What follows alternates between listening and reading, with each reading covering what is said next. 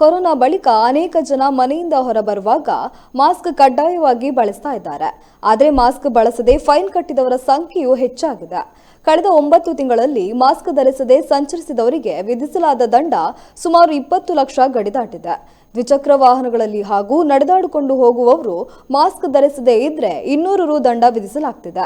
ದಕ್ಷಿಣ ಕನ್ನಡ ಜಿಲ್ಲೆಯಲ್ಲಿ ಈವರೆಗೂ ಒಟ್ಟು 19,543 ಮಂದಿಗೆ ದಂಡ ವಿಧಿಸಲಾಗಿದ್ದು 20,73,928 ರು ದಂಡ ವಸೂಲಿಯಾಗಿದೆ. ಹೊಸ ವರ್ಷದ ಆರಂಭದ ಮರುದಿನ ಅಂದ್ರೆ ಜನವರಿ 2ರಂದು ಬರೋಬ್ಬರಿ 498 ಮಂದಿ ನಿಯಮ ಉಲ್ಲಂಘನೆ ಮಾಡಿದ್ದು ಒಂದೇ ದಿನ 49,800 ದಂಡ ವಸೂಲಿಯಾಗಿದೆ.